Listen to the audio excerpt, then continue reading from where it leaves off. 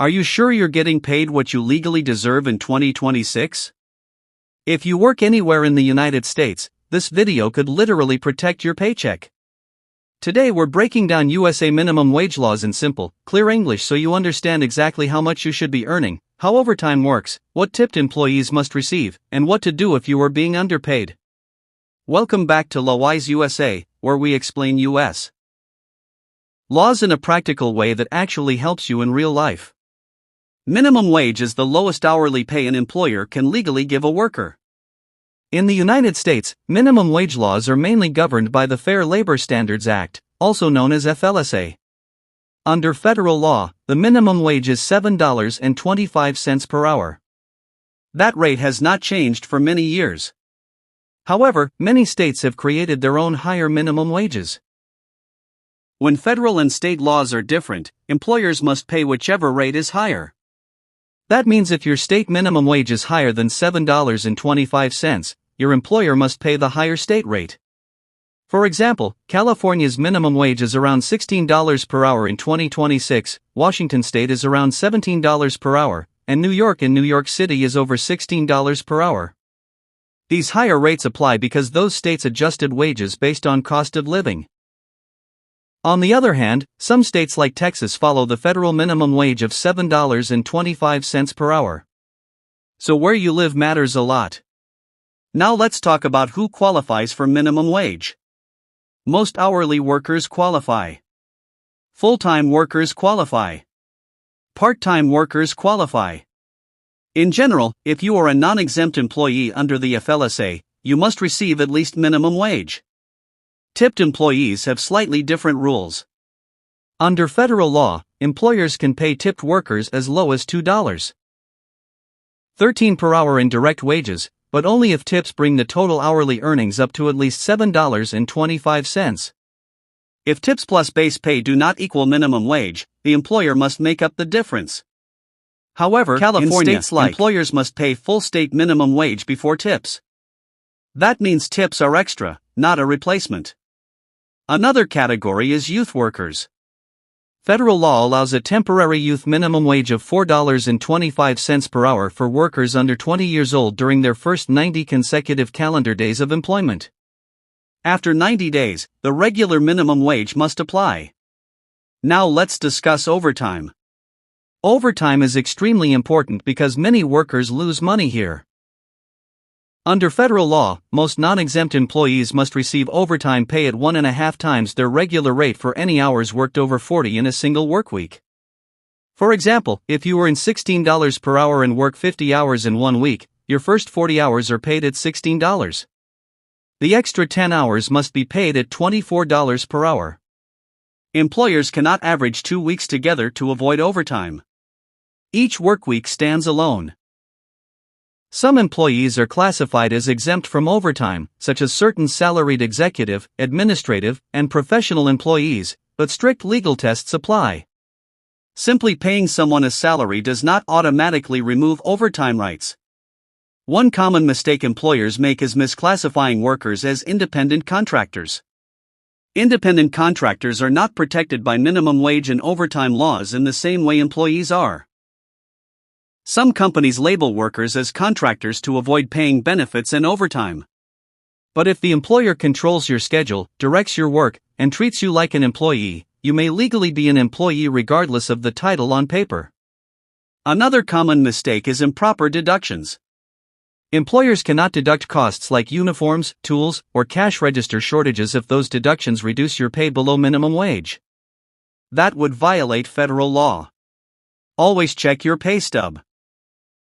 Multiply your hourly rate by the number of hours you worked. Confirm overtime is calculated correctly. Make sure deductions are lawful. If you are a tipped worker, confirm that your total hourly income minimum wage after tips are included. Now let's talk about state differences. States like California, Washington, Massachusetts, Oregon, Colorado, and New York have significantly higher minimum wages than the federal rate. Some cities like Seattle, San Francisco, and New York City have even higher local minimum wages. Employers must follow the highest applicable rate, whether it is federal, state, or local. That means if you work in Seattle, you may earn much more than someone working in a state that follows the federal rate. Cost of living plays a major role in these differences.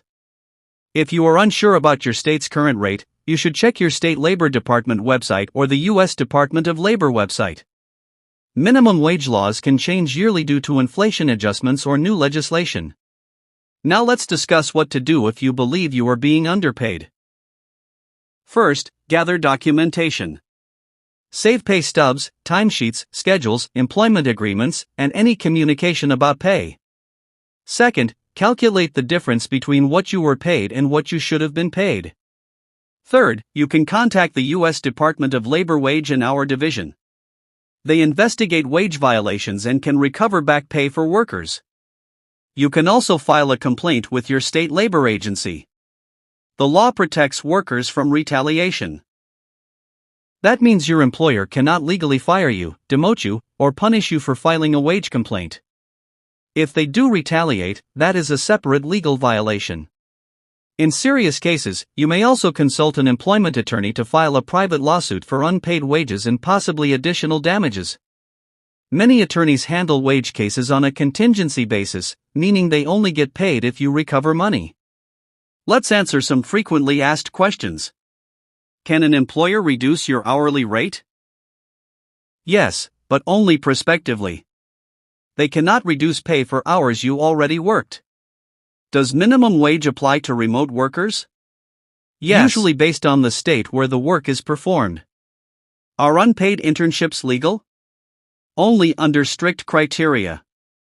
Most for-profit employers must pay at least minimum wage unless the internship primarily benefits the intern and meets federal guidelines. Do bonuses count toward minimum wage? Generally, your base hourly rate must meet minimum wage requirements before bonuses. Can an employer ask you to work off the clock?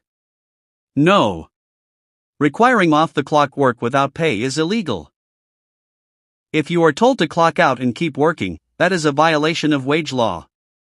Now here are practical tips to protect your earnings. Track your own hours independently, even if your employer tracks them. Take photos of schedules if necessary. Understand your state's minimum wage and overtime rules. Review each paycheck carefully. If something seems wrong, ask questions in writing. Keep records of all communication. Staying informed is your best defense. Minimum wage laws exist to create a baseline of fairness in the labor market. They are designed to protect workers from exploitation and ensure a minimum standard of living. However, laws only work when workers know their rights. Many employees lose thousands of dollars over time simply because they never checked their pay calculations. In 2026, with rising living costs, understanding wage law is more important than ever. Whether you earn federal minimum wage or a higher state rate, the rules about overtime, deductions, and classifications still apply to you. Knowledge is power when it comes to employment rights.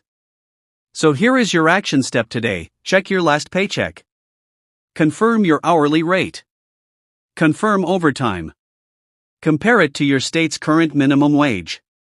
If everything is correct, great. If not, you now know there are legal options available. If you found this information helpful, subscribe to LawWise USA for more simple explanations of U.S. laws that affect your daily life. Comment below with your state and your current hourly wage, and let's discuss whether it meets 2026 legal standards. Stay informed, protect your rights, and make sure you are earning every dollar you are legally entitled to in the United States.